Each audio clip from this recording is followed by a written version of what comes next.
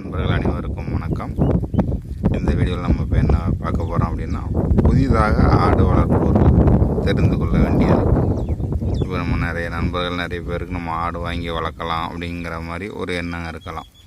அவங்க அந்த மாதிரி புதுசாக ஆடை எனக்கு இது வரைக்கும் ஆடை பற்றி ஒன்றும் தெரியாதுங்க, இப்போ தான் நான் புதுசாக ஆடு பிடிக்க போகிறேன், நான் என்ன மாதிரி இதெல்லாம் பின்பற்றணும் அப்படிங்கிறத பற்றி இந்த வீடியோவில் நான் உங்களுக்கு சொல்ல போகிறேன்.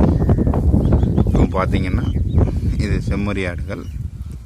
இதை நான் கிட்டத்தட்ட ஒரு 2 வருடமாக வளர்த்து வருகிறேன். நானும் ஆட்டை பற்றி எதுவுமே தெரியாமல் புதுசாக எனக்கு தெரிந்த என்னோடய உறவினர் ஒருத்தர் செம்மறி ஆடு வளர்த்து வருகிறார். அவரோட டிஸ்கஸ் பண்ணிவிட்டு அதுக்கப்புறம் தான் நான் அந்த ஆடை இது பண்ணேன். நான் முதல்ல பிடிக்கும்போது குறைந்த ஆடுகள் ஒரு 25 தாய் ஆடுகள், அதுக்கப்புறம் ஒரு 10 குட்டி, இந்த மாதிரி தான் ஆடு பிடிச்சேன்.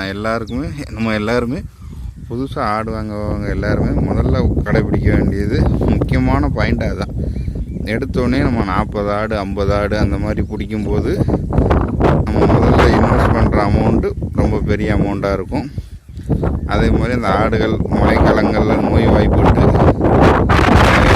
நாங்கள் இந்த ஆடுகள் இறப்பதற்கு கூட வாய்ப்புகள் இருக்குது. அந்த மாதிரி இறக்கும்போது நம்மளுடைய பணம் மற்றும் உழைப்பு ரெண்டுமே ஒரு வீணாக போகிற மாதிரி ஒரு எண்ணம் வரும். அப்போ என்னடா நம்ம தான் புதிதாக ஆடு பிடிச்சிருக்கோம், இந்த மாதிரி ஆடுகள்லாம் இறக்கும்போது அப்படின்னு கொஞ்சம் மனசுக்கும் கஷ்டமாக இருக்கும்.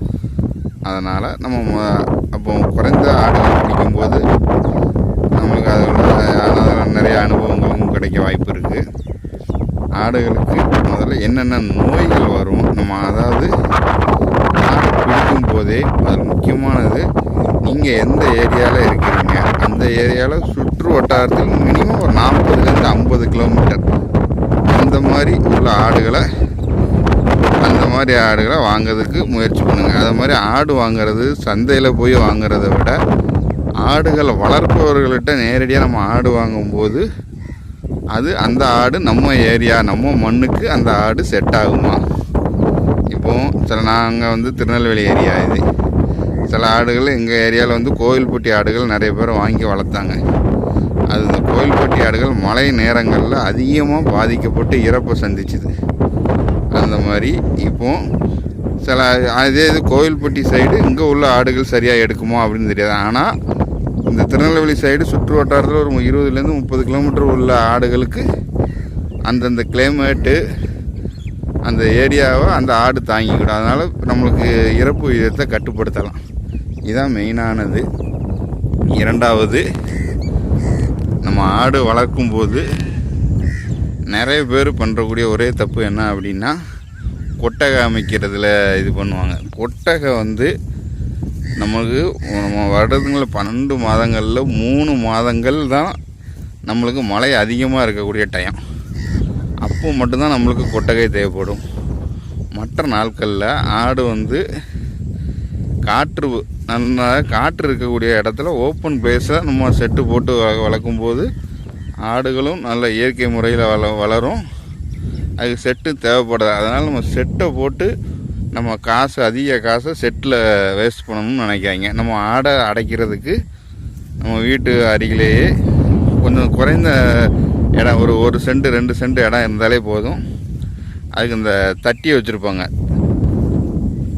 அந்த ஆடை அடைக்கக்கூடிய தட்டின்னு சொல்லுவாங்க. அது ஒரு தட்டி பார்த்திங்கன்னா 300 to 350 அந்த ரேஞ்சில் தான் வரும். நம்ம ஒரு 40 to 50 ஆடு அடைக்கிறதுக்கு ஒரு 10 to 15 தட்டிகள் இருந்தாலே போதும். நம்ம எல்லாமே அந்த ஆட்டை அடைச்சிக்கலாம். அந்த மழை காலங்களில் நம்ம ஒரு சாதாரண தார் பாய்களை வாங்கி ஒரு சின்ன இது மாதிரி போட்டு ஆடுகளை மழையில் நனையாமல் பார்த்துக்கலாம். பார்த்திங்கன்னா ஆடுகள்லாம் இது லோக்கலில் திருநெல்வேலியில் உள்ள ஆடுகள் தான். இதில் எல்லாமே நாட்டு ஆடுகள். 1-2 பார்த்திங்கன்னா கோயில்பட்டி ஆடு 1-2 இது குட்டிகளாகவும் சில ஆடுகள் வந்துச்சு. அது முதல் சில ஆடுகள் குட்டிகளாக நம்ம ஏரியாவுக்கு நம்ம ஏரியாவிலே வளரும்போது அது அந்த மண் அந்த ஆடுகள் தாங்கிக்கிடும் பார்த்திங்கன்னா. அதே மாதிரி முக்கியமானது கடாய். நம்ம கடாயை தேர்ந்தெடுக்கும்போது நம்ம ஆட்டுக்கு ஒரு 20 ஆட்டுக்கு ஒரு கிடாய் இருப்பது நல்லது. பார்த்திங்கன்னா கிடாய், இந்த கிடாய் வந்து நல்ல கிடாயை, நல்ல பெரிய கிடாயாக, கால்வாரியான கிடாயின்னு சொல்லுவாங்க. அப்படி பெரிய கிடாயாக இருக்கும்போது நம்மளுக்கு கிடைக்கக்கூடிய குட்டிகளும் பார்த்திங்கன்னா தரமான குட்டிகளாக கிடைக்கும். பாருங்கள், இது குட்டிகள் ஆடுகள் இந்த மேய்ஞ்சிக்கிட்டு இருக்கு.